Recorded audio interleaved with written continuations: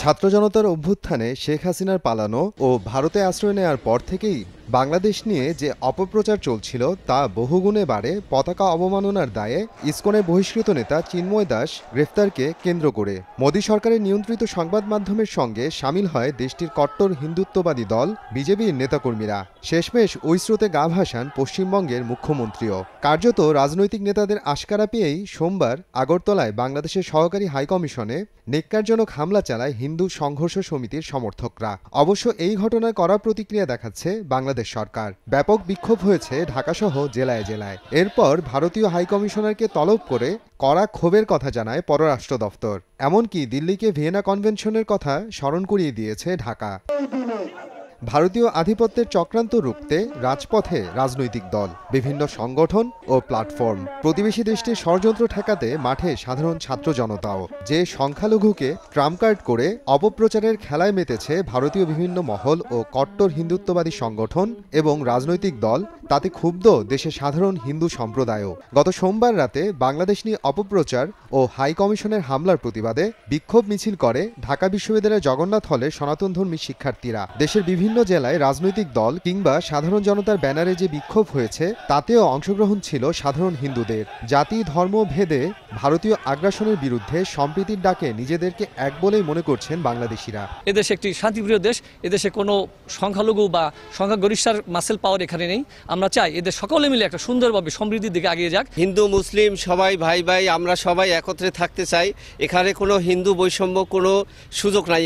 এখানে 17 কোটি 18 কোটি মানুষ সবাই আমরা একত্রে মিলেমিশে থাকতে চাই। কিন্তু কিছু লোক চাইতেছে এই দেশটাকে অস্থিতি করে, এই দেশটাকে একটা বিভ্রান্ত সৃষ্টি করার জন্য, এই দেশটাকে অস্থিতিশীল করার জন্য সবসময় তারা পায়তারা করতেছে। বর্তমান ধর্ম নিয়ে যে বাড়াবাড়ি শুরু হয়েছে এটা উচিত না, ঠিক আছে? কারণ সবার উপরে মানুষ সত্য, তাহার উপর কিছু নাই। বাংলাদেশে হিন্দু মুসলমান বৌদ্ধ সবাই বসবাস করে, এই সব ক্ষতি যেন না হয় এটা যেন আমরা চাইতেছি।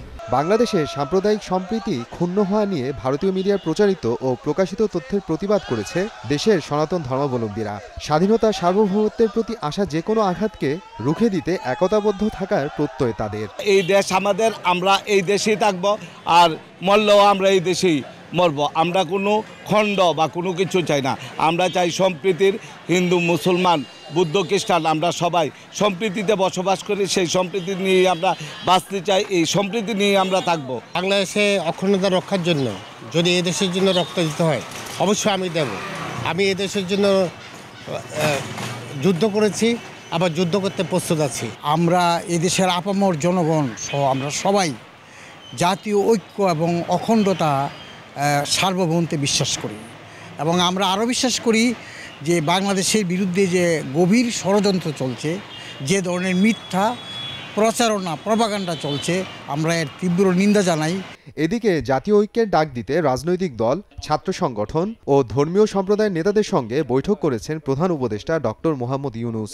বাংলাদেশের সার্বভৌমত্ব, অস্তিত্ব, স্বাধীনতা ও মর্যাদা রক্ষার প্রশ্নে সবাই ঐক্যমত্যে পৌঁছেছেন বলে সভা শেষে গণমাধ্যমকে জানিয়েছেন আইন উপদেষ্টা আসিফ নজরুল। কিন্তু দেশ, সার্বভৌমত্ব এবং অস্তিত্বের প্রশ্নে আমরা সবাই এক, সবচেয়ে উপরে দেশ, এবং এটার থেকে আমরা কখনো বিচ্যুত হব না।